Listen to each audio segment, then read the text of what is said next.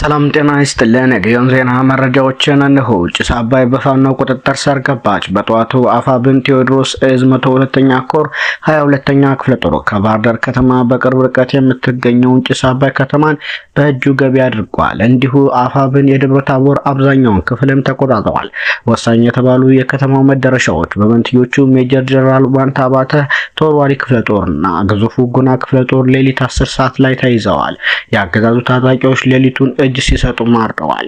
ሌላው በቀጠለው የጣና ገላውዲዮስ ክፍለ ጦር የድል ጉዞ የካቲት 2018 ዓ.ም ከአንበሳሜ ከተማ ሲወጣ ተቆርጦ የተለያየው የጠላት ኃይል ሐሙሲት ከተማ ካለው ጠላት ከተቀላቀለ በኋላ የካቲት 2018 ዓ.ም ከሐሙሲት ከተማ 2 ኪሎ ሜትር ወጣ ብሎ ቡራቶ የሚነፋስ ስልክ ከተባለ ቦታ ላይ ምሽግ ሲቆፍር የዋለው የጠላት ኃይል ክንዶ የማይዘለው የገብርዬ ቀኝ እጅ የሆነው ጣና ገላውዲዮስ ክፍለ ጦር ከቀኑ 11 ሰዓት እስከ ምሽቱ 12 ሰዓት ጠላት እንደትናንቱ አስከሬንና ፓትሮሎችን እያንጠባጠበ ወደ ሐሙሲት ከተማ የገባ ቢሆንም ፋኖ እንዳራስ ነብር እየተከተለ ብርቱ ክንዱን ሲያሳርፍበት አምሽቷል። በዚህ አውደ ውጊያም አንድ ዲሽቃ 105 ክላሽ የአንድ አይሱዙ መኪና የዲሽቃ ተተኳሽ አንድ ፓትሮል አንድ ኦባማ አይሱዙ ምርኮኛ አድማ በትን 8 ሙትና ቁስለኛ ያልተለየ ሲሆን ጠላት ከባድ ኪሳራ ስለደረሰበት ጓዙን ጠቅልሎ ወደ ባህር ዳር ገብቷል ሲል የአፋብን ሰሜን አማራ ቀጠና በላይ እዝ ሜጀር ጀነራል ዋንታ አባተ አንደኛ ኮር ጣና ገላውዲዮስ ክፍለ ጦር ህዝብ ግንኙነት ፋኖ ፍቅሩ ባየ ገልጿል። በተያያዘም ከጋይንት ወደ ወሎ ቤት አማራ መቄት እየሸሹ የነበሩ የአገዛዙ ወታደሮች መንገድ ላይ ተቆርጠው ሙትና ምርኮኛም ተደርገዋል። በመቄት ወረዳና በታች ጋይንት ወረዳ አዋሳኝ አካባቢዎች ላይ ፋኖ በፈጸመው የቆረጣ ጥቃት በርካታ ወታደሮች ሲገደሉ በቁጥር 20 ወታደሮች ደግሞ መማረካቸው ታውቋል። በዚሁ በጨጨሆ ዙሪያ በተደረገው ተጋድሎ አንድ ብሬንን ጨምሮ 28 የጦር መሳሪያ በፋኖ ቁጥጥር ስር ገብተዋል። ሌላው 400 በላይ ሚሊሻና ፖሊስ ያለምንም ውጊያ እጅ በመስጠት የብልጽግና ሴራ አክሽፈዋል። በደባይ ጎንደር ሙሉ ወረዳዎች በፋኖ ተይዘው ቀናት ተቆጥረዋል። ይህም የሆነው የዞኑ አስተዳደርና የእጅ ሳሰጭ ደላላው የቀጠናው ፋኖ ጸርቷል። የትግል ፋይሉ ተዘግቷል። የዞኑን በራሳችን አቅም እንጠብቀዋለን መባሉን ተከትሎ ነው። በዚህ ውጊያ ብዙ ወረዳዎች ላይ ውጊያ ተደርጎ የሞተ ሚሊሻና ፖሊስ ቢኖርም ሰዴም ሙጃው ወረዳ ያለምንም ውጊያ በቀጠናው ለሚገኘው አፋብን ጎንደር ጠቅላይ ግዛት 206ኛ ከፍ ያለው ደሴ ገብርዬ ክፍለ ጦርና ጀነራል ኃይሌ ዘውባንታ ክፍለ ጦር በሰላማዊ መንገድ ያለምንም ውጊያ ተሰጥተዋል። በወረዳው ያለምንም መስዋዕትነት እጅ የሰጠው ጥምር ጦር ከ400 እንደሚበልጥ የነገሩ ምንጮች ተሞክሮ ለሌሎች ደርሶ የብልጽግና አማራን የማስጨረስ እቅድ መክሸፍ ይኖርበታልም ብለዋል። ሌላው አርበኛ ማንችሎት ባለው እንዲህ ይላል።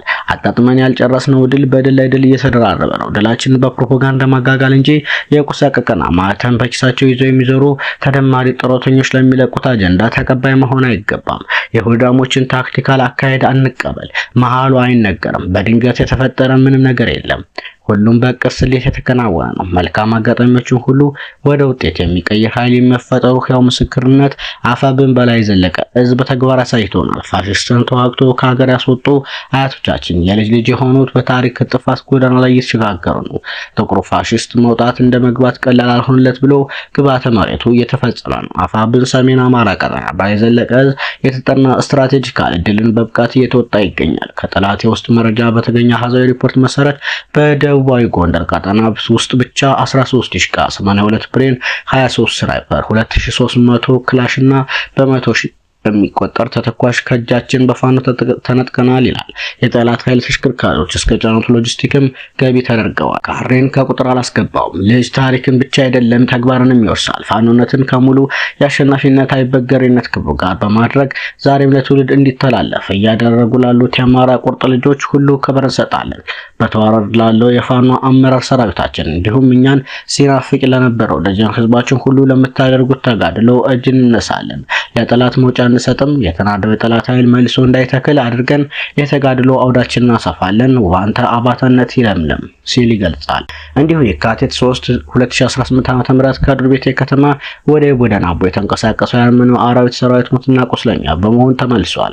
የአፋብን ቴዎድሮስ 105ኛ ኮር 55ኛ ክፍለ ጦር በተጠና ደፈጣ ደቡብ አቸፈር ወረዳ ዱር ቤቴ ከተማ በመንሳት ወደ ቦደና አቦ ለሳሰሳ የተንቀሳቀሰው የጠላት ኃይል ባልጠበቀ ሁኔታ ድንገተኝነትን በማትረፍ ከፍተኛ መመታት ደርሶበታል። በዚህም ጌትነት የሽማር የተባለ ከፍተኛ የሚሊሻ አመራር ጨምሮ 6 ሰራዊት አባላት ሲደመሰሱ በውል ቁጥራቸው ያልታወቁ ደግሞ ቆስለዋል። ሰሞነኛ መረጃዎች እነኝን ይመስሉ ነበር።